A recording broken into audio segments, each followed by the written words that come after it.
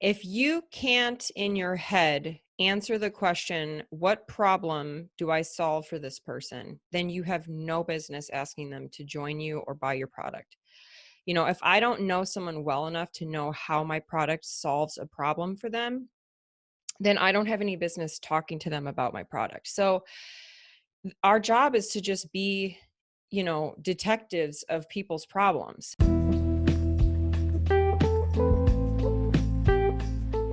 Welcome to the Network Marketing Made Simple podcast.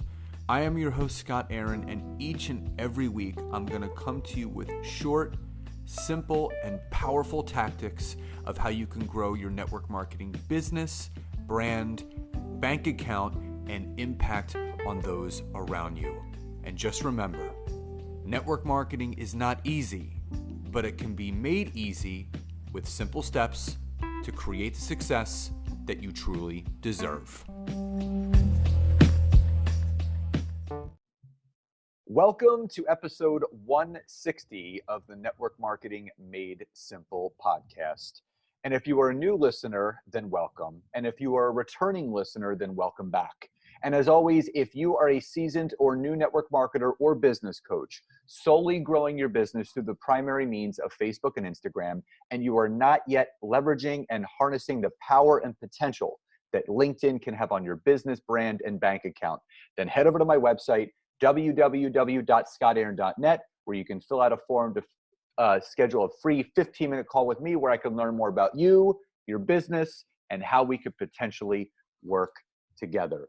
So totally stoked about today's episode for a number of reasons, but the primary reason is I love having people come on to this podcast that are multipreneurs like me. They maybe started their career working for themselves as I did with my gyms, or working for someone else in a regular W-2 job, and they got into network marketing and that entrepreneurial spark was lit, and they've only been feeding fuel to that fire ever since. And now they become a multipreneur. They have multiple business. The cap has completely busted off, and now they're doing so many amazing things. And the guest that I have for you guys today is one of those individuals. She's a mother. She's a wife. She's a multipreneur. She's in real estate. She's a professional network marketer. She's a business coach. But above all else, and what I love about her is that her big drive, her big passion is to teach and show other moms out there that may not know how to get started in network marketing or in entrepreneurship. So not only can they create income from an idea that they have inside of them, but the legacy that can be left behind for everyone else to follow. So with that, Gretchen Heinen, welcome to today's episode. Hi, Scott. Thank you so much for having me. I am so excited to chat with you and your listeners today. Me too. I'm just excited because I follow you on social and I see all of the incredible things that you're doing, even if it's -2 degrees in the wintertime in Minnesota. Like I get it. I'm from the East Coast, and we have wicked winters here as well. But before we go forward with what you're currently doing now with all of your entrepreneurial endeavors, let's go back, because you do have a traditional background in nursing. So I want to talk about, number one, what was the interest in getting into nursing? Because obviously that is an industry where you love to help others, but there was a moment where that entrepreneurial spark was lit. So I want to talk about first how you got into the nursing profession, but also what was that moment where your personal entrepreneurial spark was lit? Oh, I love this question. So I got into nursing because I actually wanted for entrepreneurship.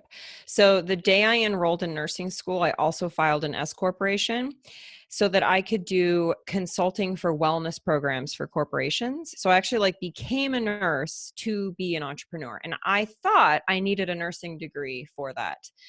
So interestingly, though, the entrepreneurial bug came when I was 20 and bought my first house and rented out 3 of the 4 rooms to college students and started cash flowing like $1,000 a month as a 20-year-old passively. That was pretty motivating. So, I mean, from that moment on, and that was kind of accidental. Like I bought this house and then I was like, crap, I need help paying with this mortgage, or I have all these extra rooms. What should I do? And it kind of was an accident that showed me you don't have to work that hard, you know? No, I think and it's something that we actually talked about in the pre-show, that sometimes the best businesses happen completely by accident. I was sharing with you my story about how my LinkedIn coaching actually started with people just reaching out, can you help me? And I was like, for what? And, for you, it's seeing this passive 4-figure income a month coming in, because the primary need was like, shit, I need people to help me pay the rent for this house that I now own.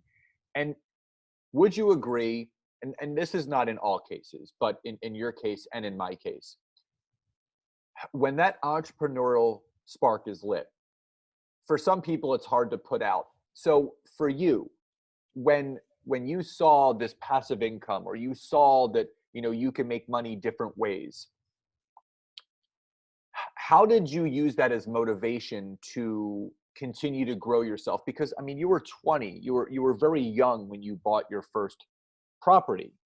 And from where you were then to where you are now, a lot's happened in between. So what was the big driving force, and what did that spark that was lit by getting into real estate, what did it lead you to end up really wanting to do? Gosh, so I have to, in all fairness to like the person listening to this that is, thinking, oh my gosh, I'm so behind. She started when she was 20. Of course, she's achieved this stuff or whatever. I watched my parents be entrepreneurs. Both of my brothers are entrepreneurs. My grandparents were entrepreneurs.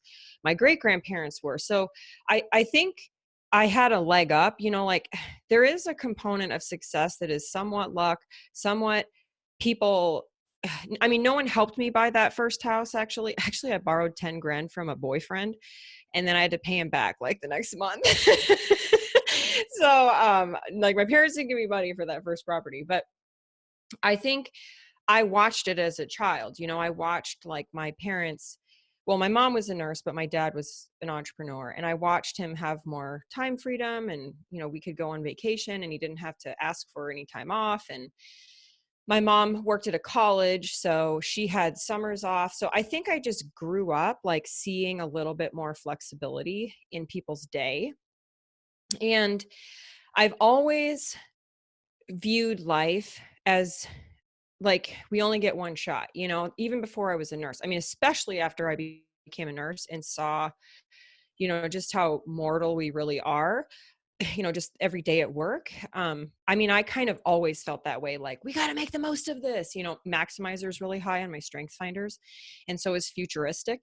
So I think it was probably like a part of me that was like meant for that. But then once I saw that you could actually do it, that anyone could do it, I wasn't special at the age of 20. I just happened to meet a realtor who was like, have you ever thought of buying a house? And I'm like, can I do that? I'm 20, and he's like, yes, you can. And showed me how, so it's like, at that point I was like, okay, what else can I learn from other people? Who else can show me something?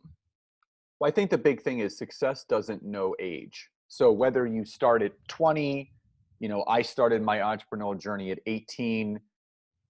It's a roller coaster ride either way. There's been so many great entrepreneurs that started in their 30s, 40s, and 50s. It doesn't matter when you start. I think the big thing is that you do start. And I think the other big thing that you just touched on, which I totally am in alignment with, is mortal versus immortal. Mm-hmm. And I think there's so many people out there that think they're immortal. They're tomorrow is promised, tomorrow is guaranteed. And this has nothing to do with your religious beliefs, but I'm sorry, every day that you get to open your eyes is a gift. Mm-hmm. Because you have the ability to change your life and give thanks for waking up. And that's the thing, nothing is promised. So my whole big thing is, and it's something that I heard from Les Brown years ago when I started first getting into personal development, was some of the greatest songs that will never ever be written are buried in the graveyards around the world.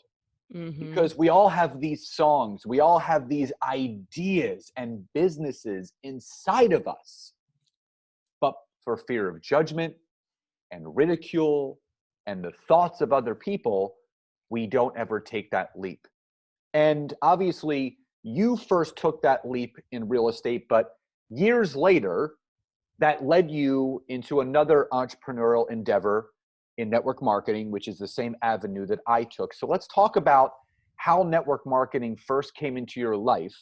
And obviously, being a believer in the product and the company first is most important for you to actually make it a business.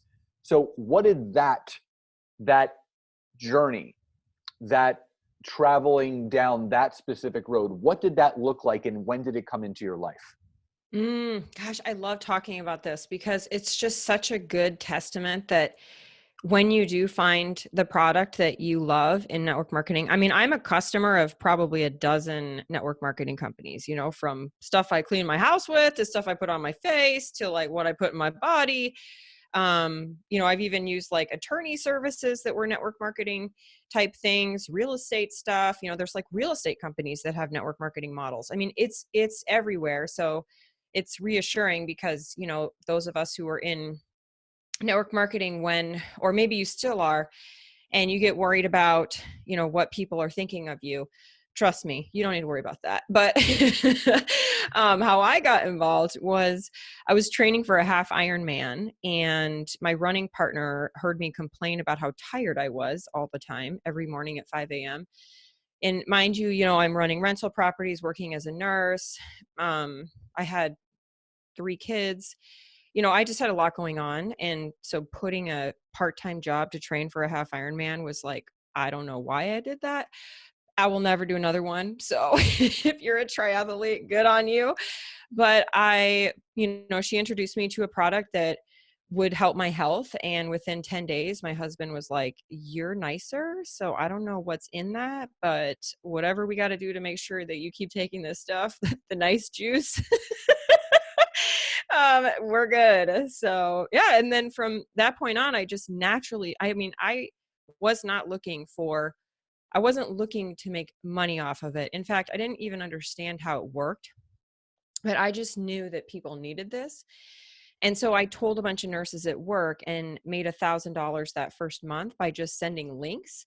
I mean, like, I'm so grateful that we have, you know, a network marketing, I don't know, like industry now where you don't really have to have a ton of product if you don't want, like you don't have to do that anymore. You don't have to like, you know, store product in your garage. At least a lot of companies you don't anymore.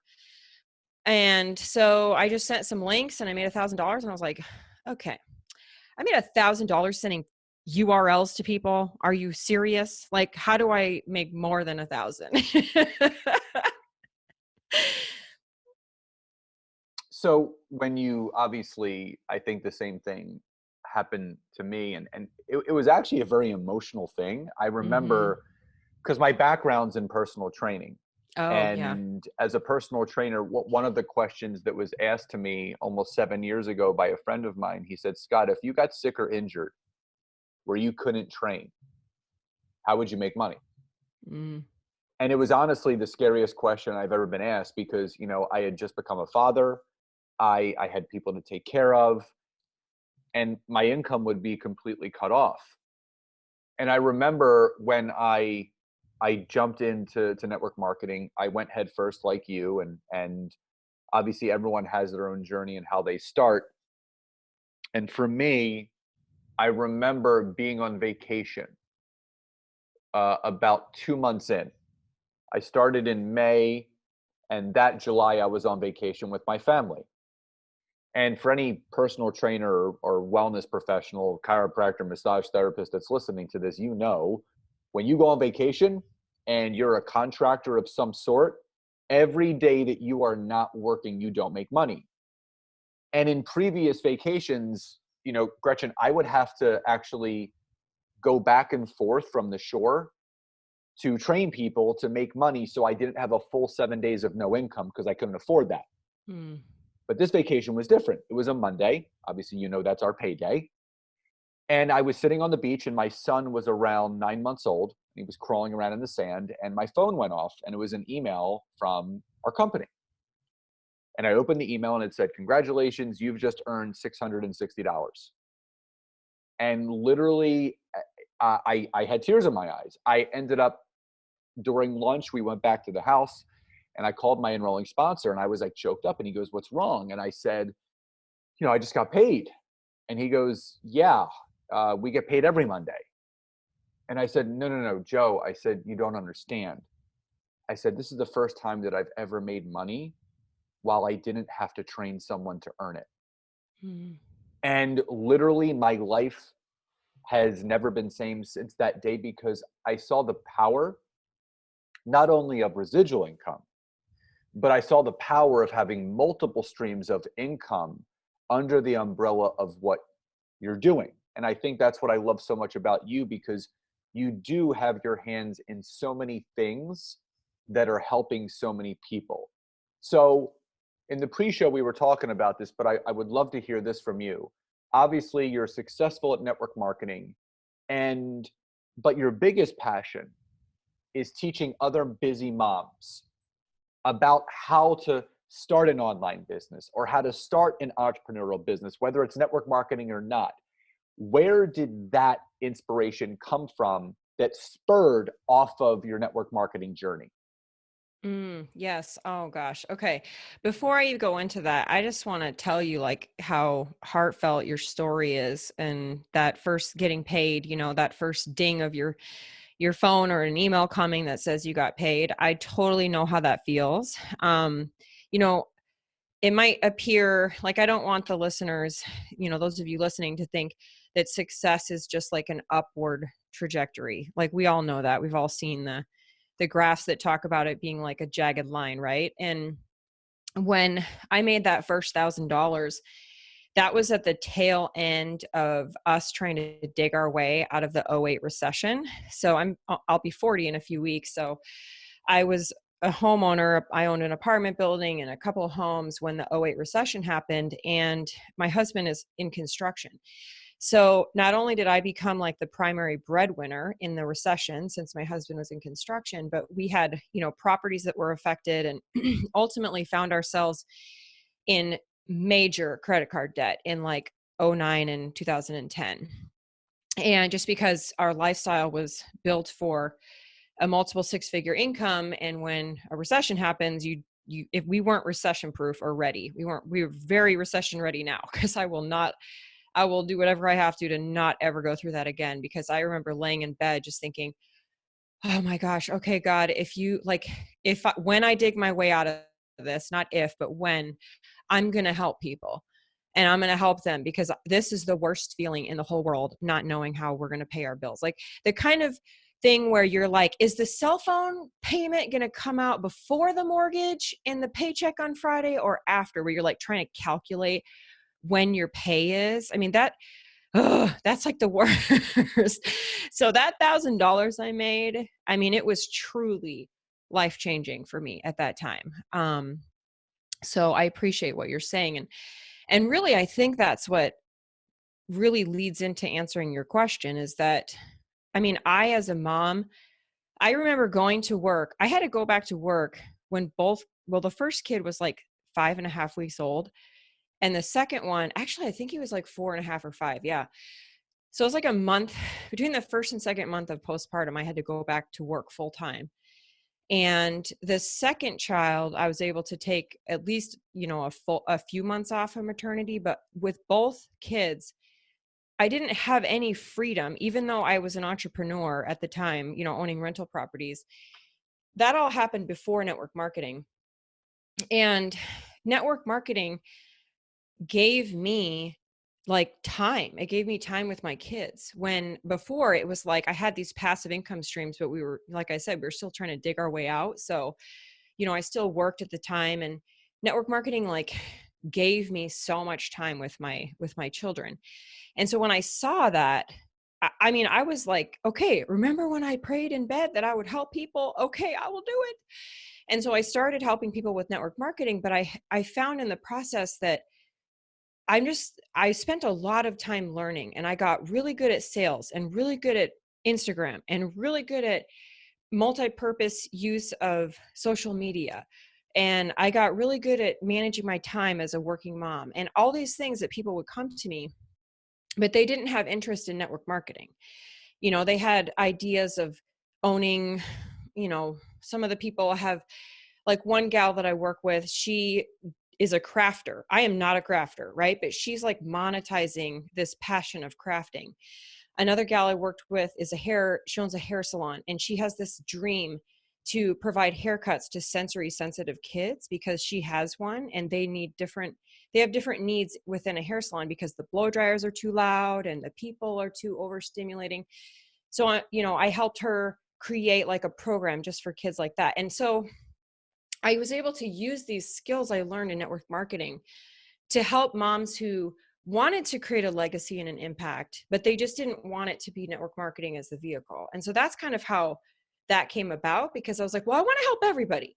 And right now, the only vehicle I have is network marketing, but what if I created another way? And so that sort of accidentally became a business that really took off and is thriving, and I'm super proud of. I love that for so many reasons, but I'm so glad you brought this up. Anyway, um, and you see this all the time. It's okay to drink the Kool-Aid of the company that you're with. It is okay to go all in with it. But it's not okay to think that everybody wants your opportunity.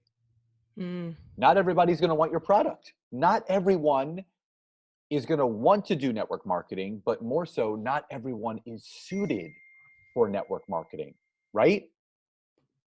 So when you said that you had people that were interested in network marketing, but not interested in network marketing, here's what I want you to dive into first. Speak to those network marketers that are pushing family away, that are pushing friends away, that are pushing their network away because they want network marketing for themselves, but they also want it too much for those that don't want it for themselves. So speak to those individuals. If they're not ready to do something like you and I did, which is start multiple businesses, and they still just want to do network marketing, what is a more appropriate approach of meeting people where they are on social? Because that's the way that a lot of people are driving their business right now. What is a more appropriate way to keep your business in front of people without being pushy or salesy or making people feel bad because they don't want what you do? Yeah. So, I mean, how I teach my team is that if you can't in your head answer the question, what problem do I solve for this person? Then you have no business asking them to join you or buy your product.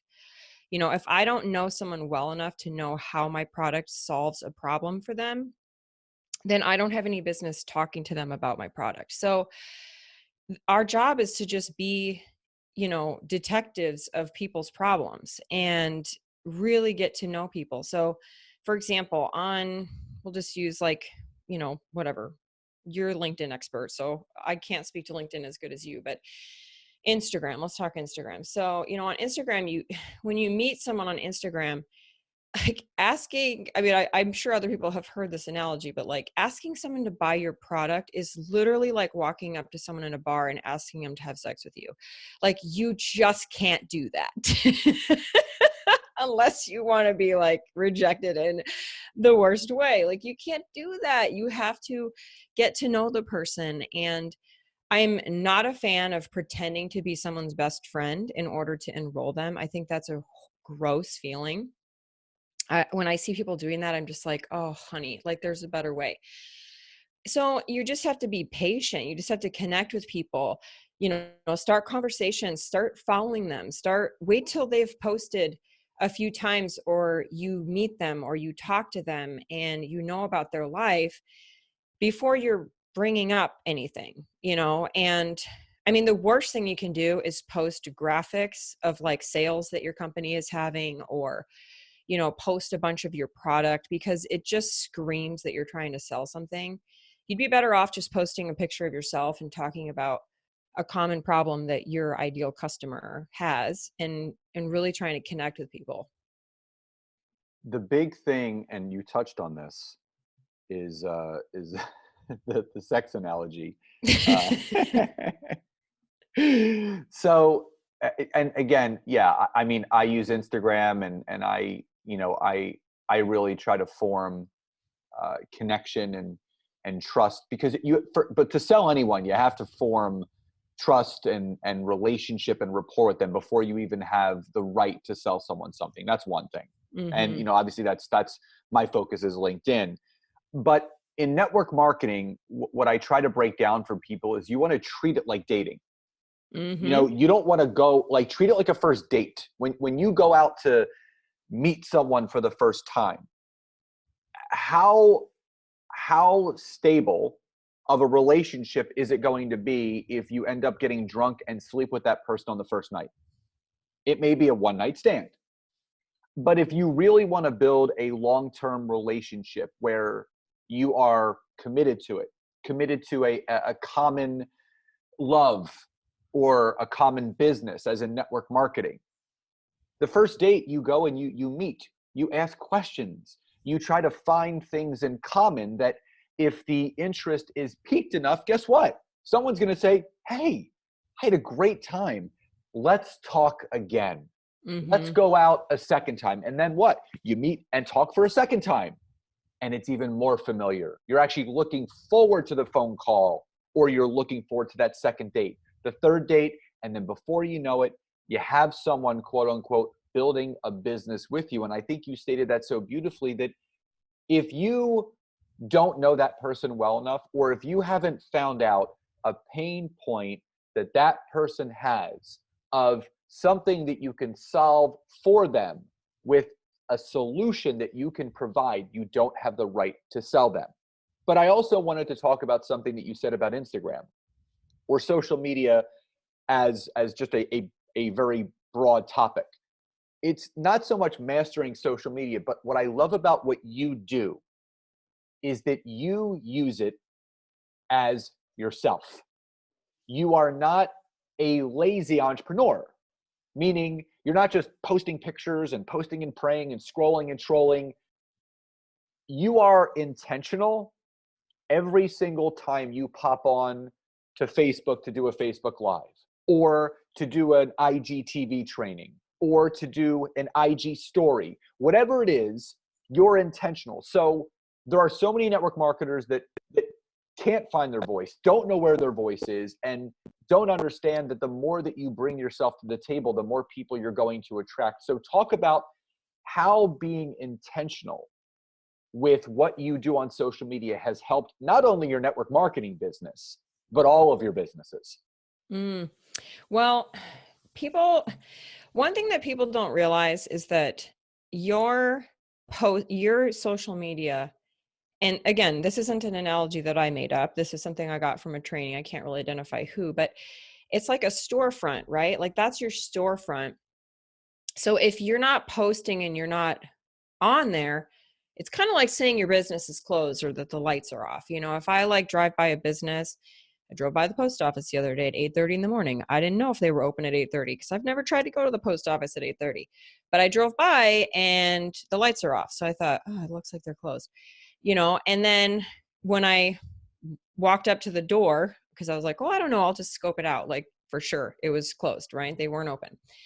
So when you don't post or you're not on there, you're basically telling the world that your business is closed. And so if you want people to think that you are like not open for business, then don't post. But if you want them to think, oh, I have a legitimate business, then you need to post consistently.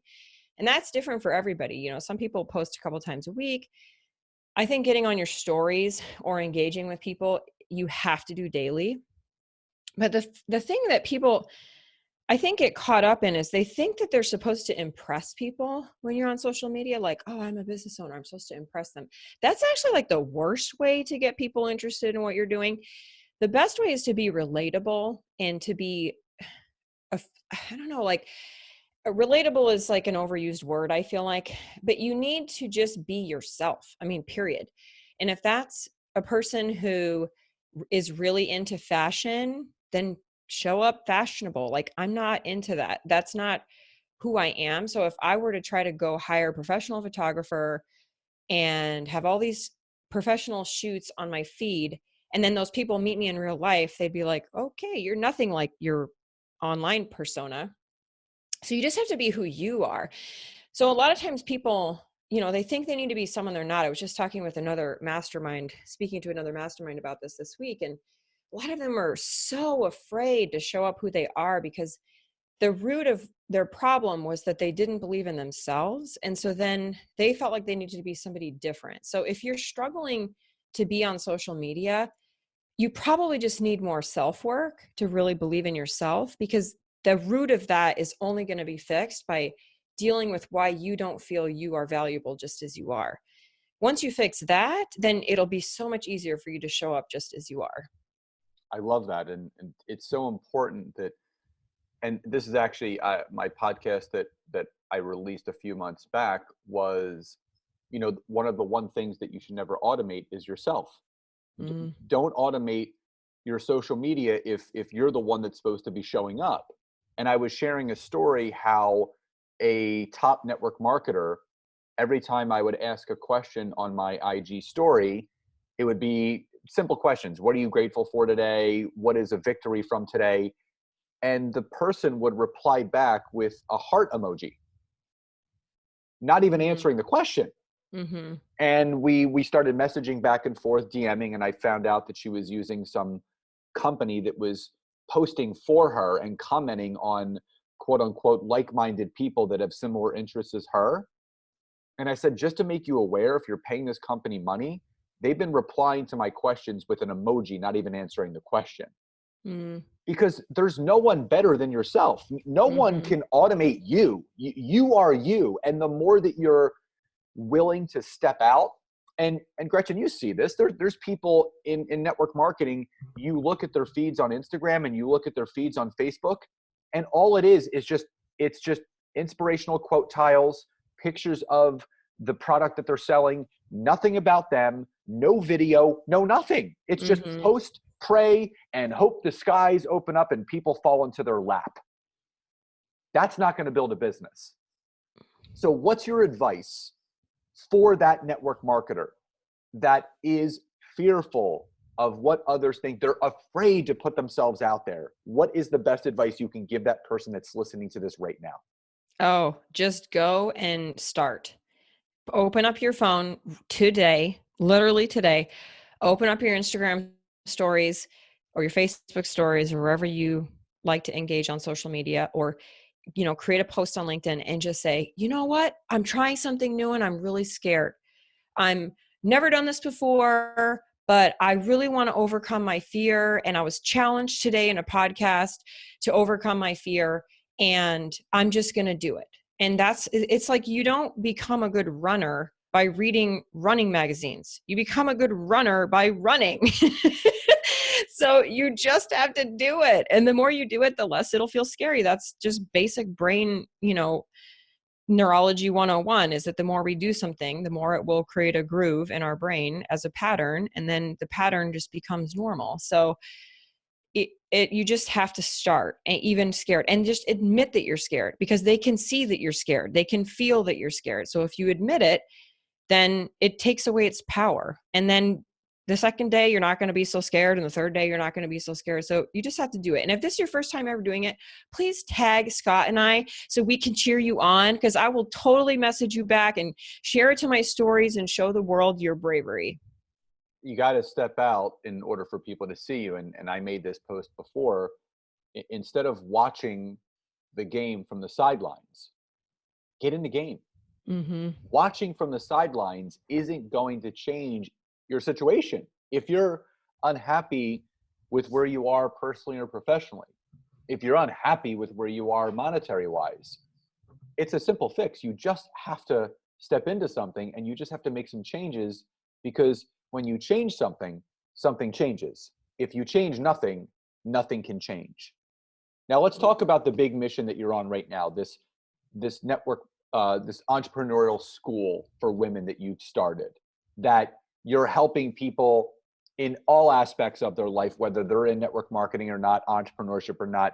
You're helping women, you're helping moms find their voice, find their talents, find their skills, and create businesses that can obviously leave a legacy behind. So let's talk about that and how that all came about. Yes. Oh gosh. Okay. So it came about because I was literally getting questions every day on social media. How did you create that video? How do you do a landing page? I want to start a website. How should I do it? A million questions. Like, I'm scared to talk to people. How did you become so confident? If you watch me at all on social media, probably my willingness to show up imperfect and just how I am is one of the things that will probably come across, because I do that so that other people can have permission to do that. Like, if we're, I will never pretend I'm perfect at all. And so I was getting question after question after question. And the entrepreneur in me looked at all of this and thought, okay, these people all have common problems. I'm getting the same questions over and over. What if I created an opportunity for all of these people to come together and coach them as a group? And the reason that I wanted it to be that way is because when you're around other people who are in your same circumstance, trying to level up, the energy of the group is so impactful. I mean, Scott, you know this so well, and you teach this even. So being around other people really is going to give you bravery. There's so much research. I mean, as a nurse, there's so much research on pain tolerance in a group setting. That's why sports are so powerful. You can handle more when you're with other people. So I thought, well, they're all insecure. They all don't know what to do. I'll just put them together in different cohorts that are small enough that they can not hide, right? Because if you make it too big, then inevitably someone will hide. And I didn't want someone paying me money to help them and then creating a container where they could just hide in the back. So the cohorts are all small enough that you have to talk, you have to share your fears, you have to, try something you've never tried before. And the other reason that this school came about is just from doing entrepreneurship for 20 years now, there's a certain order that you need to do things that will make you be successful or not. So anyone can go and create a website, right? And be like, I'm now an expert in dog walking. I don't know, whatever, right? But that doesn't mean, number one, that anyone's even going to find your website. And number two, that anyone's even going to hire you. Like, no one cares how good you are at dog walking. If you're not visible to the world that you have this to offer, and you're not in front of your ideal client, who's probably someone who works really hard, doesn't have time to walk their dog, if you're not in front of them or near them, your website's useless, right? And so I just saw all these women who were trying to create things, and they were doing it all in the wrong order. So I was like, oh my gosh. So I would constantly help them and like, no, don't do it that way. Start here, start over here. You got to do this first. So the business school is 12 weeks, and each week you focus on taking action on a different skill, and you have to take action. Like, it's all about action, action, action. So the very first week, by the end of it, you have a landing page to lead capture. And by the fourth week, you have a framework for how you can solve a problem that other people have told you they already have. So it's not like you're creating this idea, like you're actually solving a problem that you've already identified because you've done market research. And so it's a systematic way. And by the end of the 12 weeks, you have something that you can monetize. And one of the gals in the school we just had, her first week made $4,000 by doing the system the right way. And she told me, she's like, I've been trying to do this for 10 years. And she was like, it wasn't until I learned the right order, and was around all these people who I could confess my insecurity to, that she was able to be successful. It's, action is everything. And obviously having something build out like you did over 12 weeks. And the fact that people have to take action, I think that's just brilliant. So for the people that are listening to this, because a lot of our network marketers, a lot of entrepreneurs, how can people specifically find out about this academy and school that you've created? Because you only open it a few times a year. So I want them to be able to get the right kind of information. Obviously, the information is also going to be in the show notes, but just talk about some of the upcoming things, because I know you only open it a few times a year. So talk a little bit more about, when you open it, what people can expect when being a part of it, and maybe a short story about someone that came into it with nothing, but 12 weeks later, they left with something. Mm-hmm. So, I mean, the best way to reach me would be to just find me on social media, particularly Instagram. I keep links in my bio of the wait list and things like that. And you can check out the school there. It's really like a great place to connect with me. And you can, I'm sure you could link that in the show notes, but it's just my first name _ last name, Gretchen Heinen. And so the school opens, I run it 3 times a year, in the winter, in the spring, and in the fall. So my main driver for being an entrepreneur is to have freedom with my kids. So I don't run it in the summer so that I can hang out with my kids. And the reason I only run it at certain times is because it's really important that the cohort is like a sisterhood. So I don't run it continuously because, I mean, I probably could make more money if I did it that way, but it wouldn't be aligned with me, because I want you to be in a cohort. I want you to be in a sisterhood of people that are your lifelong entrepreneurial sisters. So that's why I only run it 3 times a year. And then I would say like a profound success story was a gal who was doing some programs at the YMCA, and people kept asking her like, well, what if I'm not a YMCA member? And she's like, well, I'm sorry, I only do this program at the Y. And we were sitting on her patio one day and just chatting about her programs and about life. And she's like, gosh, I know I can help more people, but I just don't know how. I mean, most of the people who take the business school, they can operate social media, but they have no idea how to do a website or, sales or lead capturing, none of that. Those words don't even mean anything to them. And she's like, I just don't even know where I would start. And I could see in my head exactly what her end product looked like, because that's just how I'm built. Like, oh my gosh, I totally know it. And I could even see what her income would be, because I could see what she could charge for this, and, how we would run Facebook ads and all this stuff. And anyway, so by the end of 12 weeks, she had the most beautiful online portal for her clients so that she could offer her incredible talents all over the world. And I could just, her face and like how lit up she was about this ability to help people outside of just the YMCA. I mean, it was so priceless to me. Like, I don't even care if I didn't get paid for it. Like, I mean, I did get paid for it, but I wouldn't have cared if I didn't, because it made me so happy to see this mom who is now going to have passive income on a program that she didn't have to trade time for money, like, so cool. I love it. Yeah, that's the best, is when you can.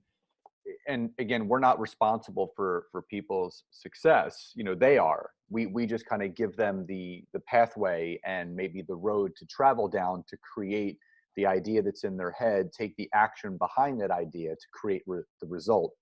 That's exactly what you're doing, and I love that. So obviously, we'll put all that information in the show notes of how people can connect with you on social and learn about how they can join your school. But before we leave, one final question before we sign off. What does success truly mean to you? Well, Irma Brombeck said it best, that when she gets to the end of her life, she wants to stand before God and say, I have nothing left. I used everything you gave me. And to me, that will be what I consider success, when I can literally stand at heaven's gates and know that I did and used every talent that was entrusted with me in my life. I love it. Gretchen, thank you so much for taking the time to be here today and to share, obviously, yourself and your story and your vulnerability. And I think what everyone needs to understand is that you got into entrepreneurship when you were 20, and your birthday is approaching. So this is a 20-year success story. And everyone, you hear the saying that people see the glory but they don't know the story. So Mhm. this was a 20-year progressive journey that is still a journey. And I just want to honor you and the light and the love that you brought to this episode. So thank you so much for being here today. Thank you for having me. I can't wait for your listeners to just start busting through some of those fears they have. Absolutely. And I really encourage you guys, tag us both on social, take a screenshot of this as you're listening to it, DM us, tag us on Instagram or whatever platform you use. We would love to hear what your takeaways are. So everyone, please enjoy the rest of your day, and I'll talk to you next time. Bye-bye, everybody.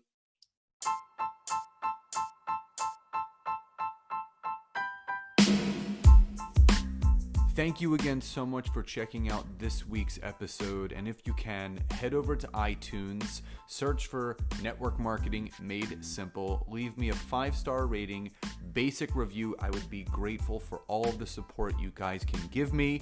And again, if you'd be interested in learning more how to utilize LinkedIn to grow your business, your brand, and your bank account, head over to my website, www.scottaaron.net. Fill out the form for your free 15-minute discovery call so I can learn more about you, your business, and how we can work together. And again, thank you guys so much. Grateful for you all, and I'll see you next time.